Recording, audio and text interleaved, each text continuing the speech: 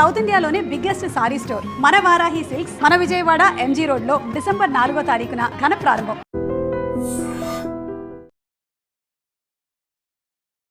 నమస్తే, welcome to I dream talking point with కవిత.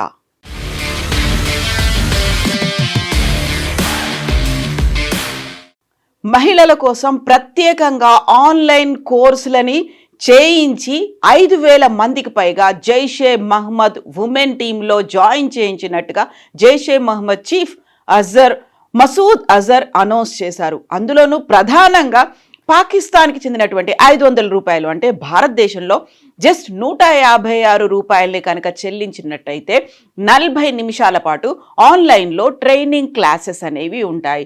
ముందు నుంచి అక్కడ ముస్లిం కంట్రీస్ కావచ్చు, లేకపోతే ఉగ్రవాద సంస్థలు కావచ్చు, అందులో ప్రధానంగా మహిళల్ని వివక్షకు గురి చేస్తున్నారు. మహిళలకి ఒక సానుకూల దృక్పథం లేదు అనుకున్న సమయంలోనే మహిళలకి ఒక సాధికారత కల్పిస్తున్నాము, లేకుంటే వాళ్ళకి సంబంధించి ఎంపవర్మెంట్ దిశగా మేము ముందుకు పూనుకుంటున్నాము అని ప్రకటన ఇచ్చినటువంటి జైషే మహమ్మద్ దీనికి సంబంధించి రిక్రూట్మెంట్ ప్రాసెస్ని నవంబర్లో స్టార్ట్ చేస్తామని అక్టోబర్లోనే ఒక అనౌన్స్మెంట్ ఇచ్చారు.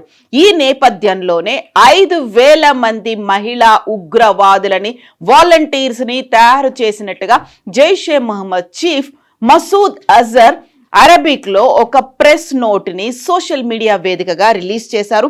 500 రూపాయలు అంటే పాకిస్తానీ కరెన్సీలో 500 రూపాయలు పెడితే చాలు, వాళ్ళు 5,000 మంది ఇందులో జాయిన్ అయ్యారు. ప్రతిరోజు 40 నిమిషాల ఆన్లైన్ క్లాస్ అనేది అందులో ఉంటుంది. వీరంతా ఆత్మాహుతి దాడుల కోసం ఉపయోగపడతారు, ఫిదాయిన్ దాడులకు ఉపయోగపడతారు, సూసైడ్ బాంబర్లుగా వాళ్ళు తయారవుతారు అనేమాట. దీంతో పాటుగా వాళ్ళకి బ్రెయిన్ వాష్ని కూడా చేశారు. ఇస్లాం మతం గురించి, ఆ తర్వాత మరణించిన తర్వాత ఫిదాయిన్ అటాక్స్, సూసైడ్ బాంబింగ్ తర్వాత వారు మరణిస్తే డైరెక్ట్గా జన్నత్కి వెళ్ళిపోతారు, వారంతా పారడైజ్కి చేరుకుంటారు, స్వర్గానికి చేరుకుంటారు అనేటువంటి ఒక మాటని కూడా జైషే మహమ్మద్ చీఫ్ ఈ 5,000 మంది వాలంటీర్లకి ట్రైనింగ్లో చెప్పినట్టుగా ఒక సమాచారం. అందులోనూ పర్టికులర్గా ముందు నుంచి కూడా ఈ టెర్రరిస్టులకి వీరందరికీ కూడా ఒక ఫిదాయిన్ అటాక్స్ అయిన తర్వాత వారు కనుక మరణిస్తే జన్నత్కు వెళ్తారు అనేది, అటు పురుషులకు ఎలా అయితే చెప్తూ వాళ్ళని బ్రెయిన్ వాష్ చేసి టెర్రరిజం వైపు తీసుకొచ్చేలా చేశారో ఇప్పుడు అదే మాటని మహిళలకు కూడా చెప్తూ ఉన్నారు. సో పాకిస్తాన్లో ఉన్నటువంటి ఈ ఉగ్రవాద సంస్థ జైషే మహమ్మద్ భారత భద్రతా సంస్థలకి ఒక సవాల్ని విసిరింది.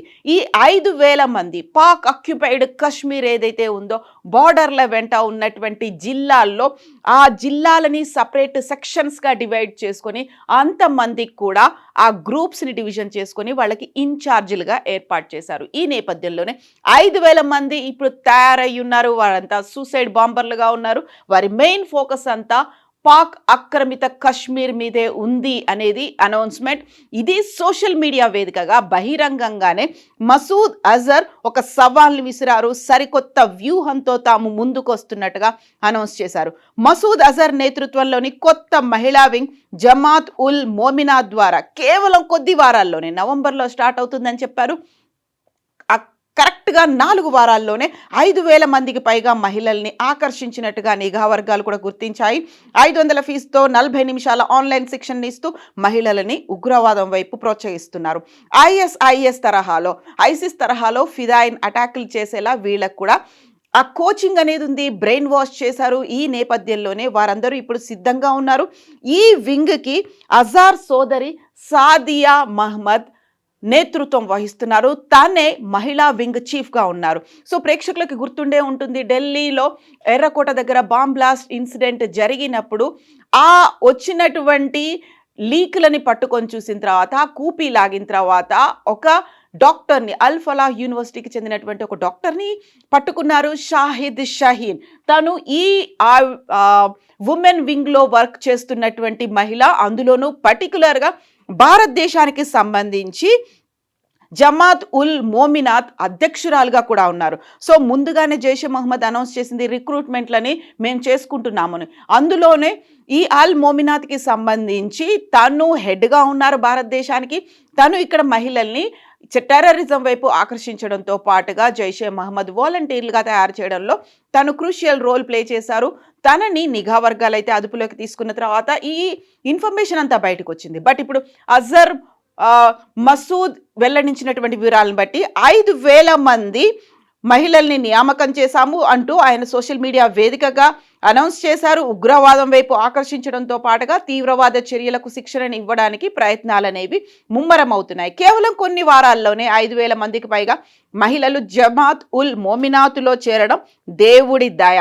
నియామకమైన వెంటనే వారి మనస్తత్వం మారిపోతుంది. జీవిత లక్ష్యాలు తెలుసుకున్నామని అనేక మంది సోదరీమణులు చెప్పారు అనేది మసూద్ అజర్ ఆయన సోషల్ మీడియాలో అనౌన్స్ చేశారు. ఈ నేపథ్యంలోనే అక్టోబర్ 8న జైషే మహ్మద్ ప్రధాన కార్యాలయం పాకిస్తాన్లోని బహవల్పూర్, ముల్తాన్, సియాల్కోట్, కరాచీ, ముజఫరాబాద్, కోట్లీ వంటి ప్రాంతాల నుంచి మహిళల్ని ఇందులో చేర్చుకున్నారు.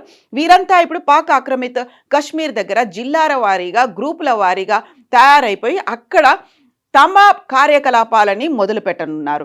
సో నిఘా వర్గాలు చేసిన దాన్ని రివీల్ చేసిన దాని ప్రకారం అయితే ఆన్లైన్ ద్వారా శిక్షణ అయింది.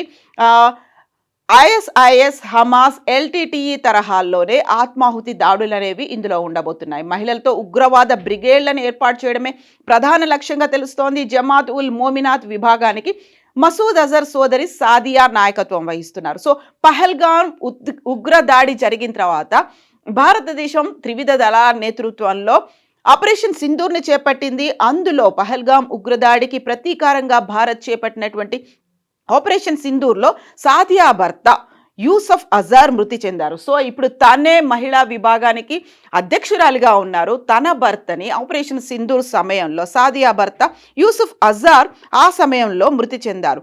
సో మరొక కీలకమైనటువంటి మహిళ కూడా ఉంది.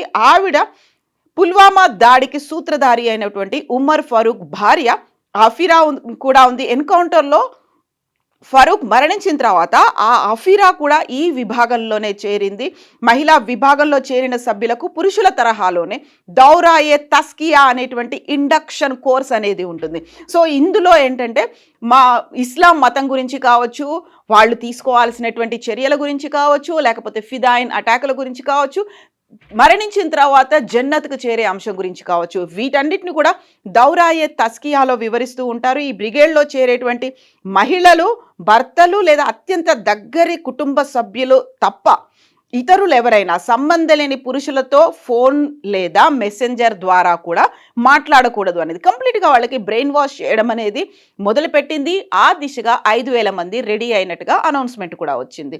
సో 13 మంది ఢిల్లీలో బాంబ్ బ్లాస్ట్ పేలుల్లో మరణించిన తర్వాత జమాత్ ఉల్ మోమినాత్ పేరు అనేది మొదటిగా బయటకు వచ్చింది. ఆ నేపథ్యంలోనే షాహిద్ షహీన్ అనే ఒకటి డాక్టర్ని కూడా అనౌన్స్ చేశారు.